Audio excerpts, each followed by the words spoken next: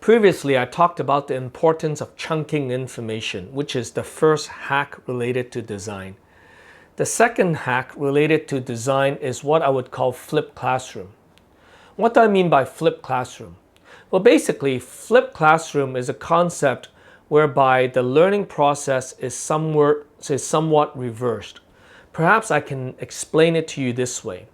In the traditional model, students come to class to learn.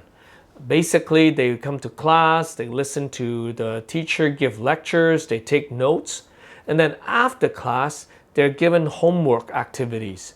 And this is where they hopefully will be able to apply what they've learned during classroom time with the teacher. But in the flipped classroom format, that process is reversed.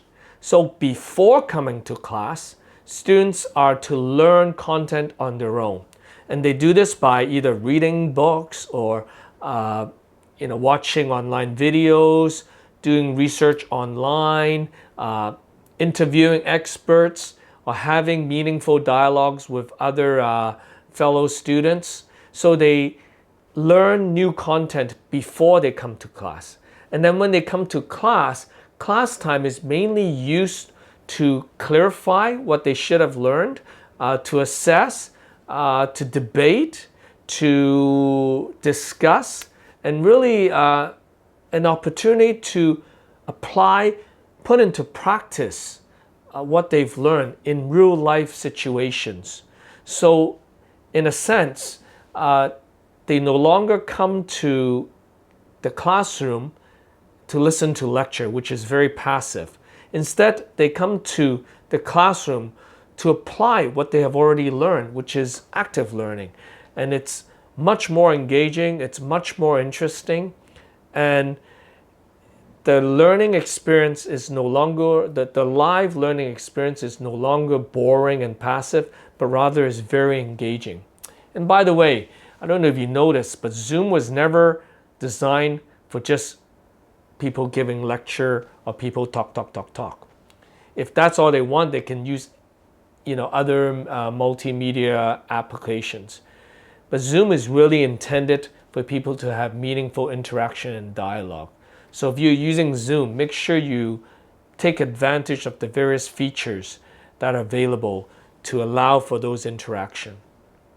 So in a flipped classroom model, participants no longer focus on acquiring knowledge. Instead, they focus on applying knowledge. So they acquire knowledge before the class, but during class, they apply knowledge.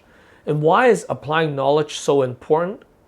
Well, I think the key reason is this.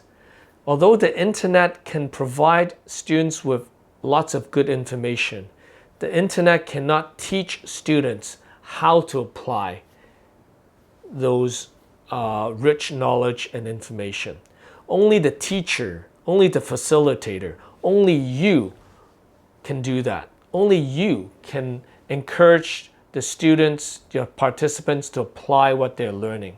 Because only you know their situation, only you know their struggles, only you know their particular context. So as a teacher, your job is no longer to disseminate information, but to really help students apply information.